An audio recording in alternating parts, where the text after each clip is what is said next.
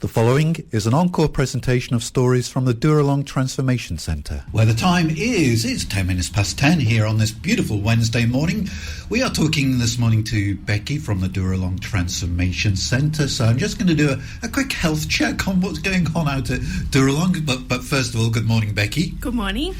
What are things like out at Dooralong where we're worried, I suppose, about the smoke from the fires? Because you're a little closer to it than the rest of us, aren't you, out there? We are. The fires at the moment are about 29 kilometres away on the fires near me up. So it's not too bad. Sometimes we had an accident the other day with a toaster and set the fire alarms off. So everyone was like, Did the fire brigade come? Yeah. Oh, well, the fire brigade didn't come, but everyone got evacuated to the emergency point. And it was a good drill. It was a good drill. It sure was. The smoke, it's a bit of a problem. Yes. And it's going to be a very hot day again tomorrow. It is. Is the pool getting a good workout? It sure is, yes. The pool gets a very good workout. Yeah, I'm sure. But you're here this morning, and thanks for coming in, Becky. I'm going to be sharing your story with us. What's your addiction? What are you battling? So my addiction, I battle with ice, methamphetamines, alcohol, and I also battle with food. So my eating disorder goes into... I then use ice to lose weight, and it's a big revolving... Yeah. So lots of tributaries into the issue here. Yeah, so it's... Yeah. That's a number of really sort of tough battles you're facing, isn't it? Yeah. The drugs, the alcohol, eating disorders. Yep, it is. But looking at you, you've got a bright, smiley face on. People would pass you on the street and wouldn't know that you were struggling with those issues. No, yep. It is hard, I guess, and I guess my looks can be deceiving because I've been in and out of jail, and I've been in and out of rehab. So and people say, "Oh, I can't believe you've done that." And I'm like, "Well, it's probably been easy to manipulate." And that jail time was related to your drug addiction. Yeah, related to drug addiction. Yeah, so driving a lot of driving offences, dangerous driving. Taking people's cars that don't belong to me. Yeah. And with all those sort of those demons that you're battling, what sort of effect has that had on family? Yeah, my family are wonderful. They love me very much, but it has been hard on them. I guess they have to visit a daughter that's in jail, which is not a good, but also then I steal money off them. I've stolen their cars. I've broken into their houses. Just to feed your addiction. Yeah, just to feed, and I guess just to feed my addiction. And I hate being locked out. So I think, well, I'm just going to not get locked out. And with that, I imagine comes a lot of self-loathing and a lot of self-hate because you know what you're doing to your family. Yeah, definitely. So there's huge amounts of guilt. When I'm using, I don't actually care. I have no... I switch off and it's almost like I'm in a video game. It's, really dangerous behaviour. So, I don't care what... But then when I am in a jail cell or I'm sitting in a detox... just full of remorse. And my family get quite overwhelmed because I'll go months without answering their phone calls, and then as soon as I am... locked up, I'll ring them 50 times a day. So it goes, they're quite pulled. It must be hard for them. Yeah, very hard for them. Yeah. And this has been going on for how long? I've been using since I was 16. I got clean when I was 21 for 6 years, not because I wanted to.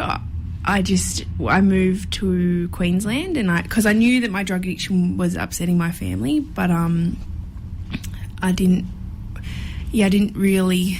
I just moved. So I did a geographical, they call it, up to... I lived in far north Queensland, and that was great, and I sort of stayed clean for 6 years. My eating disorder was fully out of control, and I was drinking a fair bit, but I was clean and I was working. it is within you to stop, because Definitely. you did stop for 6 Yep. years, so you have the strength and the will to do so. Yeah, I don't want to have to do it in outback Queensland though. No, you'd Yes. prefer to do it somewhere nice like the Central Coast. Yes, beautiful. And closer to family. Yeah, and closer to Of course. family, yeah. You paint a picture of two Beckys. There's a Becky that's completely out of control Yep. when doing drugs, to the extent of sort of hurting her own family, not physically, but through the things that Yep. you do. And then there is the other Becky, who's the loving daughter. When you're not on, it's really a Jekyll and Hyde thing for you, isn't Definitely, it? yeah. You're aware of that? Definitely, and I've been diagnosed with a borderline personality disorder, so you're very much Jekyll and Hyde. I go from someone that's responsible, and I wouldn't even drive without a licence, to getting in police pursuits and not really caring. Yeah, and you say that with a smile on your face, but how do you really feel about it? Because it must be hard. It's a terrible feeling to put other people's at the time. No care factor, not one other care factor, but to come in and to be clean and have to then look at your behaviour and think that I have put people's lives at risk. Yeah. I put my life at risk. You know, my dad said to me, well, I'm like, oh, what if I can't believe I did that. What if I killed someone? He's like, well, what if you died? And I was like, oh, well, I didn't really. Yes. Yeah, what would Mum and worried Dad about my think? life. They would be devastated, Yeah. wouldn't they? Yeah. And Becky, you reminded me as you came in this morning that you've been here before, because this isn't your first attempt at rehab. No, it's not. So this is my 9th attempt at rehab.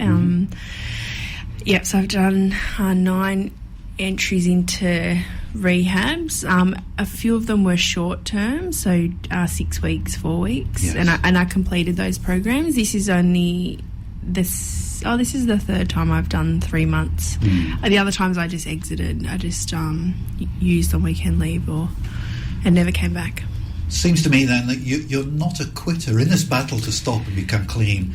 You haven't just tried it a couple of times and thought, oh, well, it's just not going to work for me. But you tried and tried and tried. You're not going to give up on this dream to get clean, are you? No, well, the first few times I can definitely say I was doing it to escape jail time.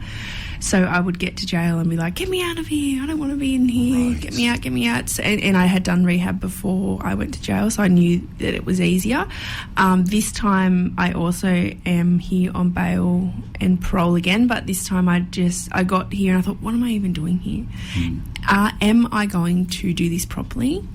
Or am I just wasting time again? And I really wanted to run. So this time I got involved in all of the extra things that they offer out at Dooralong. So they call them REGs, which is...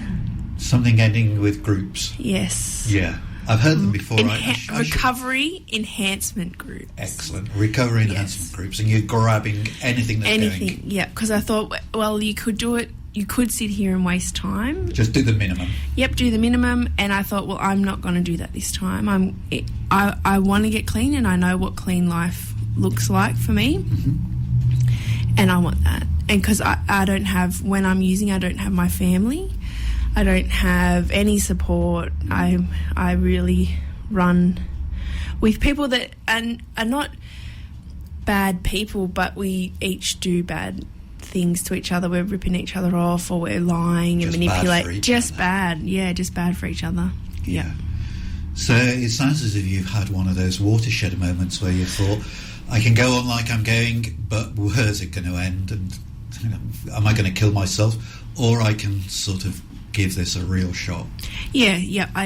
Not even if I'm going to kill myself. It's when. Yeah. And that's fairly recent. That's whilst you were beginning this particular stint at Dooralong that realisation came to you. Well, I wanted to leave. I just wanted to leave because I thought, what am I?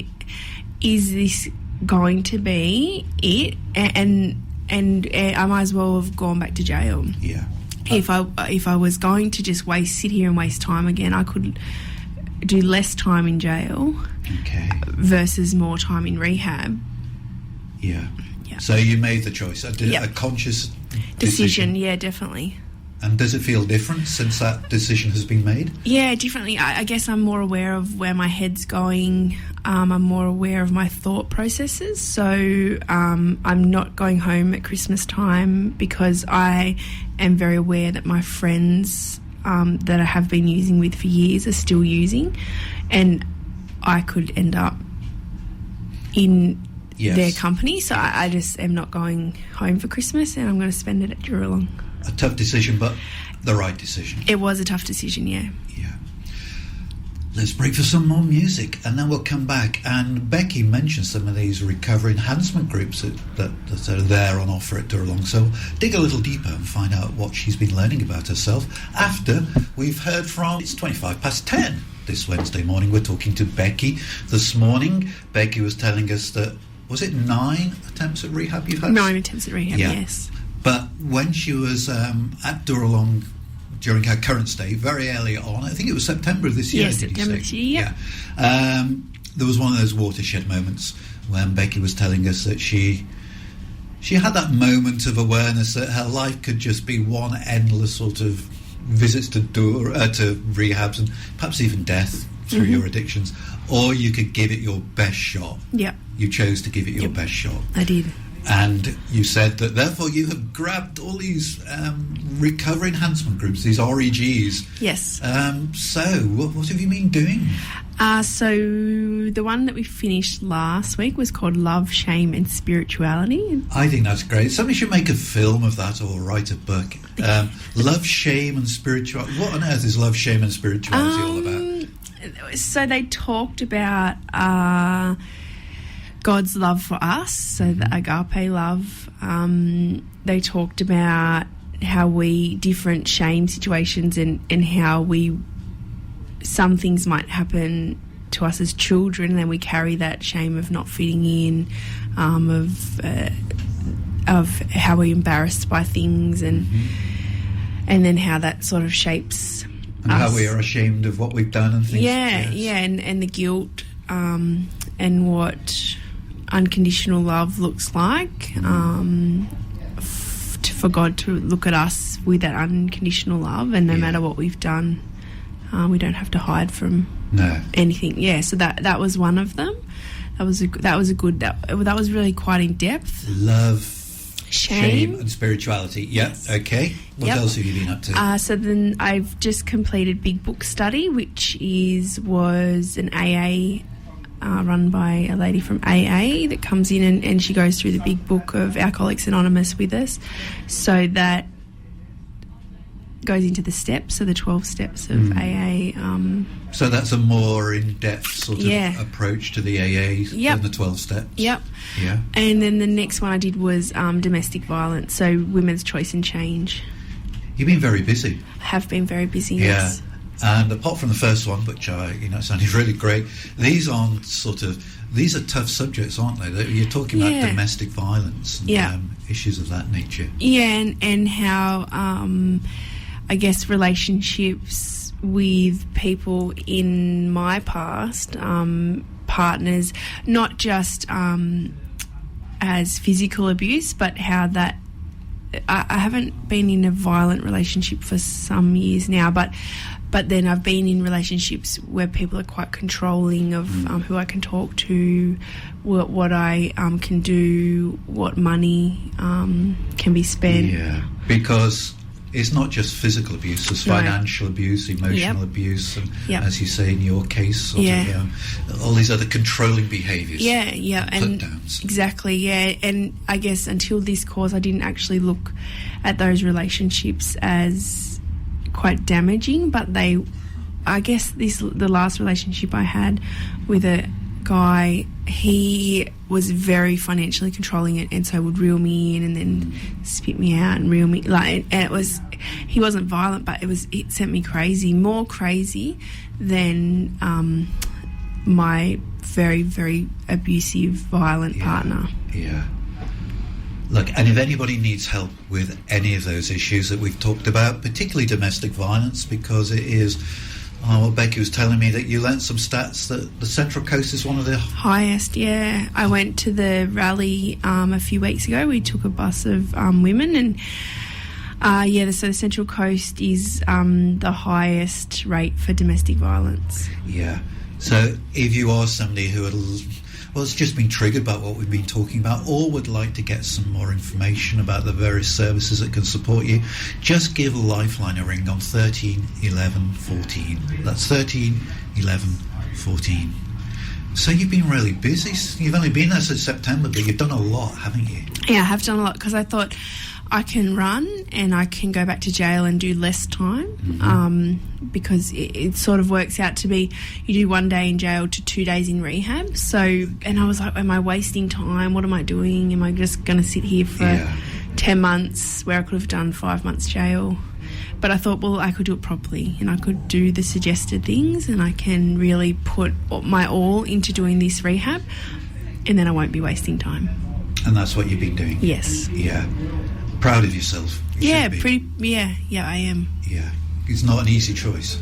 No, and I guess I could have sat around and watched Netflix, or I could have... And, I mean, you can. We just do the minimum as we were talking about earlier. Tick a box and tell the courts that I'm still at rehab, or I can actually try and change my thought processes and my behaviours.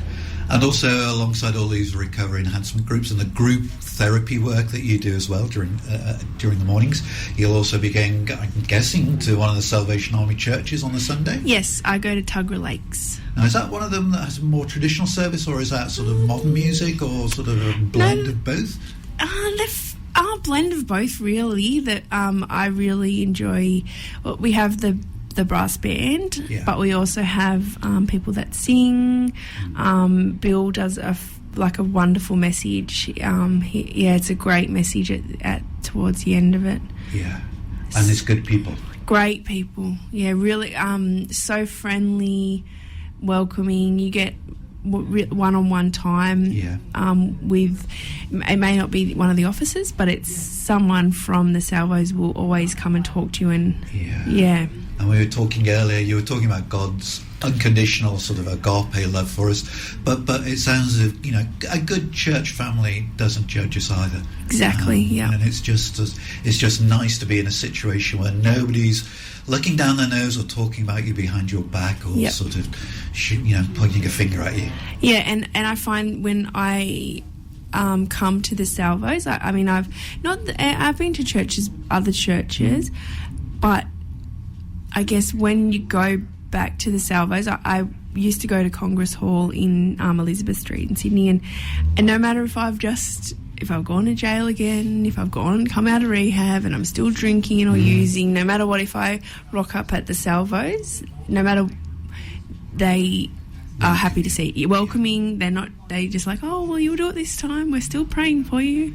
Well, just modelling, what's that parable? The prodigal son, really, exactly, isn't it? Yeah. Except you're a girl. In that case, it was a guy, but you sound to be doing all those sort of things that he did. Went to the big city, fell in with the wrong crowd, did all the wrong things, but eventually came back to his father, who said, hi, just welcome home. Let's have a feast.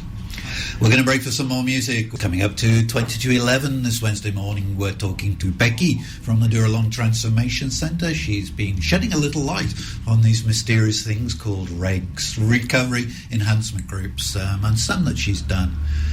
And I was talking to Becky whilst that last track was playing about what our hopes and dreams were for the future, but we were also talking about the danger of making plans too far ahead. You can sometimes be disappointed. So is that you're deliberately not making any firm and concrete plans at this stage? Yes, I'm not predicting into the future. I'm not. There's a word. That's a wise thing. Yep. So I am planning on staying at Dooralong for as long as I can this time. Not rushing it, not counting the days, not counting the sleeps until it's finished. Just this is my life at the moment, and this is where I'm at. And I have enrolled in TAFE, so I'm going to go and finish my Cert 4 in Community Services, and I'm also doing a Leadership and Management certificate at TAFE too. You're really busy, aren't you? I am pretty busy, yeah. Really busy. What about Christmas tomorrow? Next week, this time, it will be Christmas. It will. Christmas lunch almost. Where will you be? I will be at Dooralong at the rehab, and yeah, I mean, I think it'll be good. I think that I was sad to realise that I can't go home. No, you were saying earlier the temptations and the environment just wouldn't be conducive. No, it wouldn't be. So I guess, but I'm excited. The Salvos are going to put on a really good spread, and they said, and they assure me that it will be a wonderful Christmas, and I believe them. So yeah, and you won't be the only one. No, and I won't be the only one. Exactly. There's a few of us that are staying, and it's encouraging, and some people really don't have anywhere to go. I have a family to go to. I just can't go there. So for me, it's okay. Yeah, it's okay. And there's a greater chance of finding some space in the pool. If there's a Exactly. few of you, exactly. Yes. Sit around the pool. So that would be the thing to do. How are things with your family? Because you say you've had jail time, you've done 6 rehabs. You know, mum and dad must be wondering and hoping and praying, but wondering at the same time, is this going to be different?